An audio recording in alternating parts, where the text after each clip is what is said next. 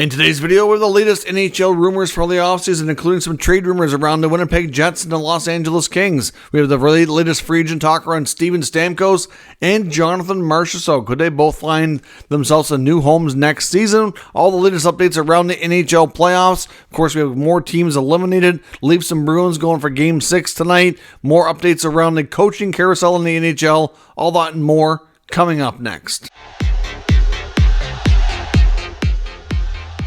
So welcome back to another video here at Top Shelf Hockey. As I mentioned, we have a lot to cover here today. Let's first take a look at the latest updates around the Stanley Cup playoffs. Of course, we had another team eliminated last night. The Los Angeles Kings were ousted by the Edmonton Oilers in Game 5.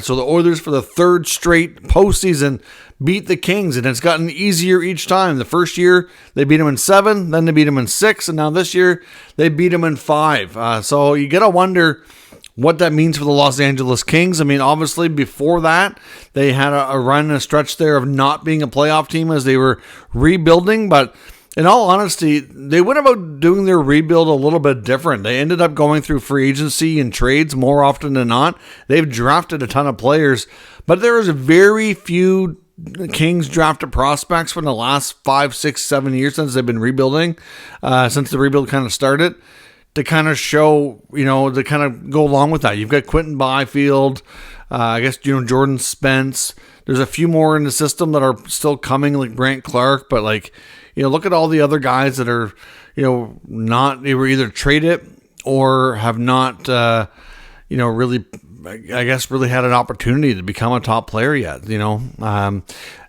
have gone about things differently for sure. They brought in, Fiala. They brought in Dubois. They've brought in Philip Deneau as a free agent. They brought in Victor Arvidsson via trade. That's how they've accumulated most of their depth here. And you got to wonder between Jim Hiller being an interim coach, is he going to be back? They're going to go for a different full-time coach next year.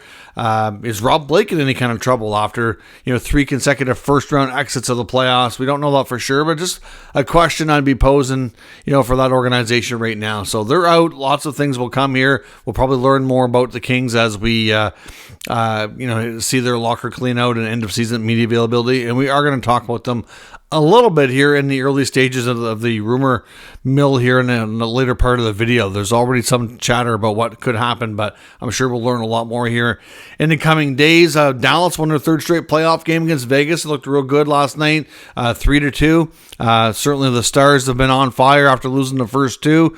They've been close games. It's not like the Stars have been blowing Vegas out or anything of that nature, but I was surprised to see Vegas go to Aiden Hill last night. Not that he played poorly. I'm not saying that's why they lost, but it was just, a move that I wasn't sure was necessary, but be curious to see what happens here.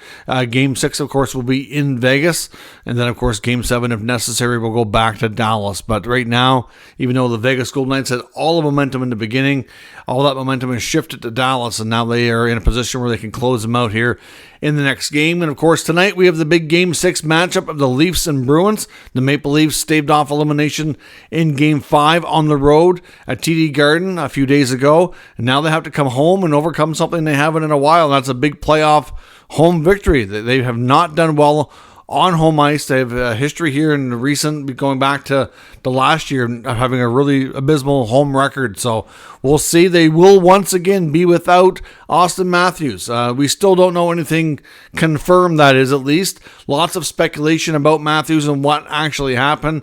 I see some theories that he's dealing with a leg injury. I've seen some theories that he's dealing with potential concussion. I've seen a clip from I think it was game 80 against, wanted to say it was against Detroit, where he had that collision with Nylander when it hard into the boards. Some think that he was hurt on that play, and it just progressively got worse over time, and it's become too problematic for him to be in the lineup, which could end up being a concussion. Now, I guess that's the thing with concussions, is they come and go. Like, the symptoms don't always, it's not always like, one day, all of a sudden, bam, you're fine. Like, the symptoms are harder to diagnose sometimes, and it can take a little bit. And obviously, as he's tried to play through it, he could have made it worse. So that could make sense. And there was obviously early in the Bruins series, I think it was, if I'm not mistaken, I think it was game 2 when he kind of got, I'm not sure what the word would be, but it was almost like a wrestling move taken down by Charlie McAvoy behind the Bruins net. and you could see where he could have hurt his leg or knee on that play. So obviously this illness thing that the Leafs are pushing, he did probably have an illness issue. I don't think that's what's keeping him out now. I just think they've stuck with the same narrative so they don't have to disclose anything further. And we probably won't know until the playoffs are over what he was dealing with. And if they happen to fall to the Bruins tonight, we'll find out sooner than later. But if not, it could be a little bit longer. We'll see. The Leafs managed to get a win the other night. Can they do it at home? That's the big question. But at the same time, as much as the Leafs have not been good at home in the playoffs, the Bruins have lost their last number of opportunities in closeout games. Going back to last year, they blew a 3-1 lead against the Florida Panthers.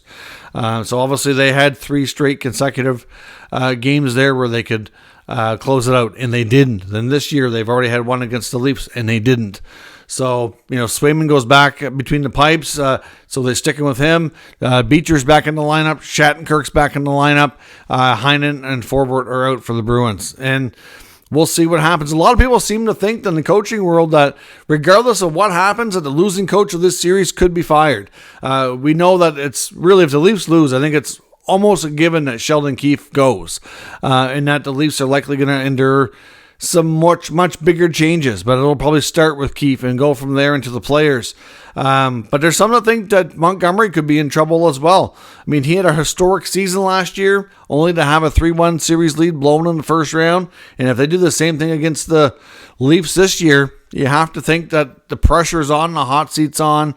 It's not a given that Montgomery gets canned, but it's certainly possible. The odds on Keefe are higher, but still, it's something that we need to be kind of watching for.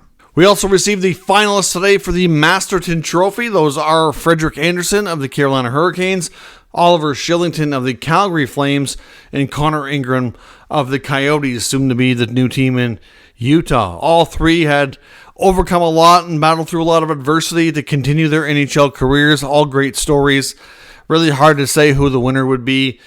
Certainly some other great stories in there as well for some players who unfortunately didn't become finalists for this award. There was a lot this year, and of course you get a nominee from each team, so there's 32 to start, and then it's narrowed down to the 3 finalists. So certainly a tough award to kind of hand out here, but certainly all 3 of these players are deserving. Be curious to see who walks away here with the hardware. Now back to the Leafs just here for a second.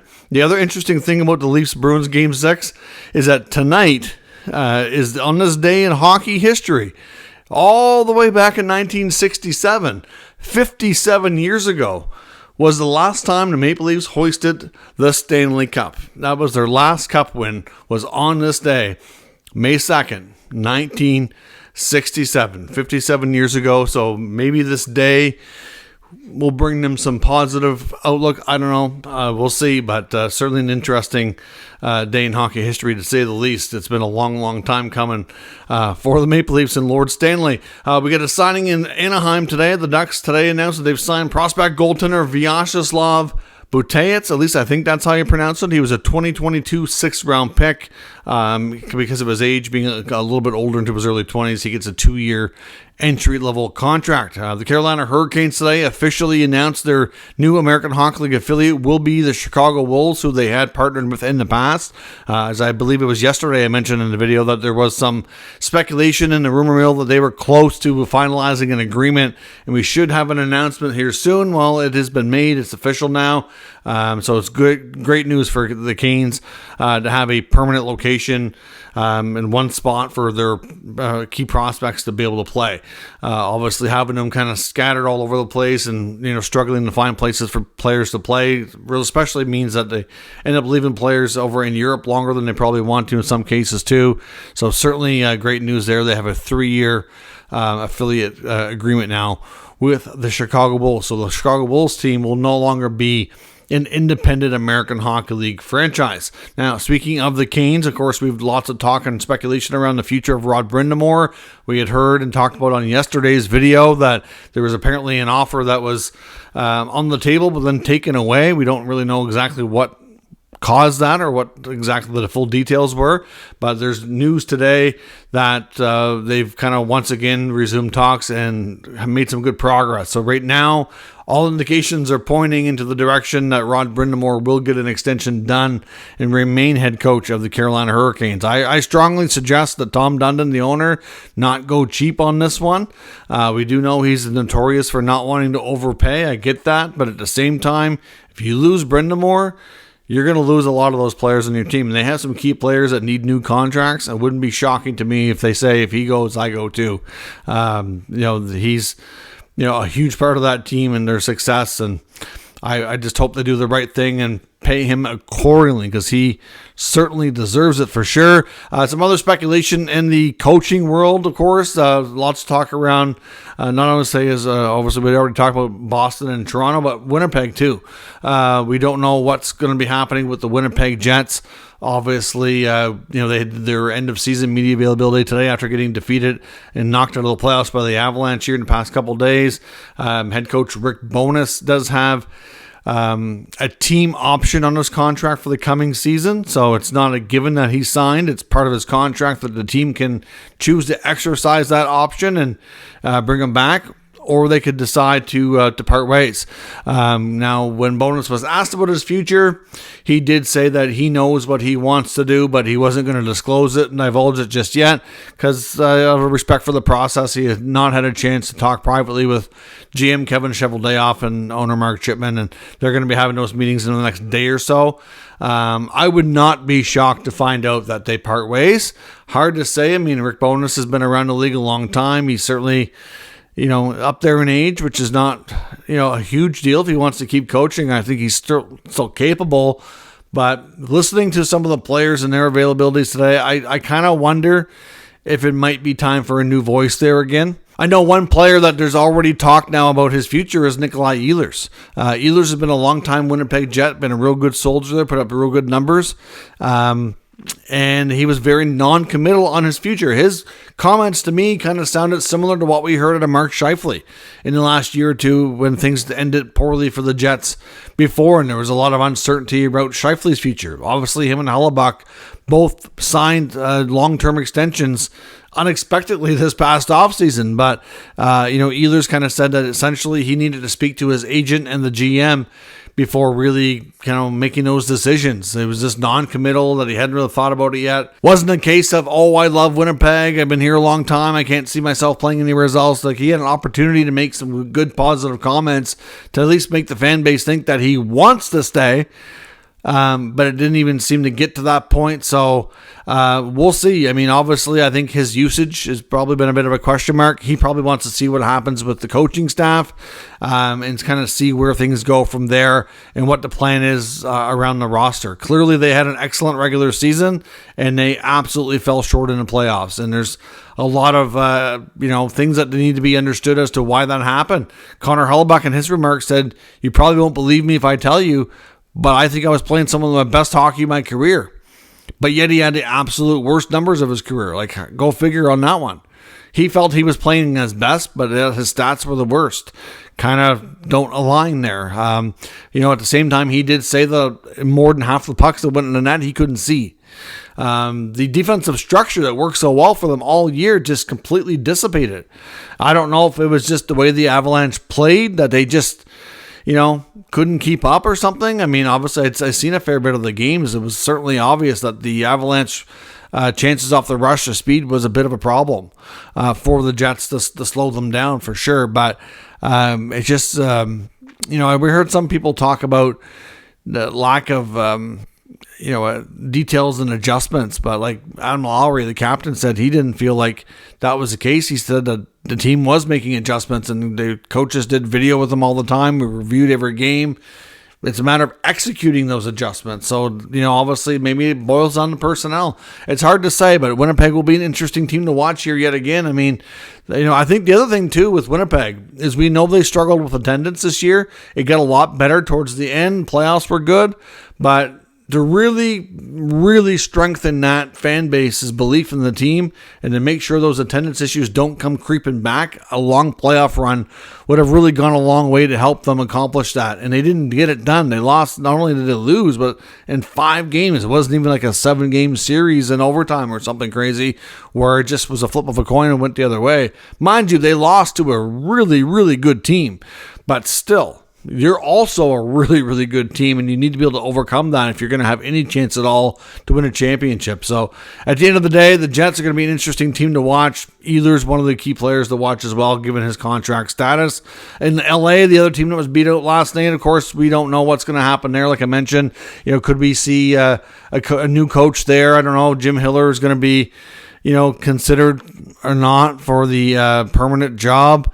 I mean, I guess he did an okay job, but there's lots of strong, experienced candidates out there. I'm not sure what Rob Blake's going to want to do. Is Rob Blake himself in any kind of trouble? There's certainly questions that you're going to be facing, but the big one is Pierre-Luc Dubois. The Dubois trade and extension right now is a major, black mark, if you will, on Blake's resume. That is a mark that's on his resume that looks really bad right now. And I don't know if LA can get out of this. I mean, at the same time, there was some talk about maybe could they do a buyout, because if the buyout window opens, because he's still technically in his RFA years, he doesn't turn old enough to be considered a UFA for buyout purposes until near the end of June. But if the playoffs are done soon enough and the buyout window opens soon enough and they exercise it right away, they might be able to get away with a 1/3 buyout instead of a 2/3 buyout. It'd be a lot less money, but it's still over in a really long period of time. So it seems doubtful, but, are they going to look to retain money on a 7-year deal and trade him? I mean, he at times was on their 4th line. His numbers were terrible. He didn't come anywhere close to taking the job of Danault or Kopitar in the top 6. This guy was an absolute major disappointment. So I'll be curious to see what they do. I don't know if LA is going to be able to do anything, but I think it's fair to say there's no doubt they will be exploring the trade block to see if they can move him. And they may talk about a buyout. It's just such a big long-term commitment that it seems unlikely. But yeah, Dubois is definitely going to be a name to watch this year for sure. Dan Rosen, in the latest article, talked about the future of Steven Stamkos. Was asked if Stamkos leaves Tampa, where it makes the most sense to you that he'll go. And his answer was Montreal. Given the relationship and mentorship previously with Martin St. Louis, he felt that the Montreal Canadiens make the absolute most sense for Stamkos should he not be a Lightning anymore. We know that Julien Brisebois and Steven Stamkos would like to make this work and keep him there in Tampa. He's still playing at a high level. It just boils down to what will Stamkos take for a contract. They are going to be very limited to what they can offer him unless they make other moves. Victor Hedman is eligible for an extension. He's got 1 year left. They indicated they're going to start talks with he and his agent too. They've got an aging core, and they've lost in the first round there for multiple years in a row. You have to wonder, as good as Stamkos is, like I said, do they want yet another player in his, soon to be mid-30s on a long-term contract? I don't know, right? It's really going to boil down to what Stamkos is willing to accept. But his future is definitely in question. There is no doubt. Lots of time to make that decision. I just found it very interesting after all the talk about the connections of different teams based on previous relationships like Montreal, like Detroit, like Toronto, that Dan Rosen said Montreal makes the most sense to him. Of course, we know Dan Rosen is a well-respected reporter, certainly has some degree of inside information. Doesn't mean that it's something that he's been told could happen. More of an opinion, but still. Curious to see if he does leave, if Montreal does stand a good chance to get him or not. And another name to watch as well in the free agent market is Jonathan Marchessault. Of course, at this point, we don't know if Vegas is going to lose in the first round or not. And to be honest, regardless if they do or they manage to come back against Dallas, I don't know if that outcome is really going to impact this. But Marchessault is needing a new contract. It's surprising at this point that he remains unsigned. They don't have a ton of flexibility during the period where Stone was on LTIR. They brought in Hanifin, they brought in Hurdle, they signed Hanifin, so that's 2 more long-term expensive contracts on the books. That just solidifies to me the chance of Marchessault moving on. Marchessault's been a late bloomer, so he hasn't made as much money in his career as some of his other players that have put up similar stats in similar age. Like I said, he got started hitting these numbers at a later time in his career than some of these guys. You know, he wasn't a blooming 30-goal scorer star in his early 20s, right? It took him longer to hit that. So he probably really needs to hit one more long-term lucrative contract. If he can't get that in Vegas, he's going to have to go elsewhere. So again, I would not be shocked to look to some of the Canadian teams as well. I know he's a player like the Senators are going to be looking forward to kind of solidify their top six. I don't know. There's no linkage there. It's not on any inside intel or anything like that. I'm just saying I know that he's a player that they're going to be the type of player they're looking for. I'm not sure. He's going to get interest from a lot of teams. I'm sure Montreal, of course, his home province of Quebec. I don't know. We know that they're likely looking to add a veteran or two, but again, that's tricky to do. They have their own cap situation to look at, and there's lots of other teams, you know. So he will have no shortage of options for sure. But it seems quite likely at this point that Jonathan Marchessault does not return to Vegas. At least it's not looking that way, and we'll see what happens. Let me know where you think it's a good landing spot for some of these top free agents and some of these trades that we might see here in the not-too-distant future once the NHL season comes to a close. Let me know your thoughts on all of today's news and rumors down in the comments. We'll discuss further. If you're new to the channel, make sure you subscribe and stick around. We'll keep you up to date with all the news, rumors, and analysis of all 32 NHL teams. Thanks for watching. I'll catch you next time.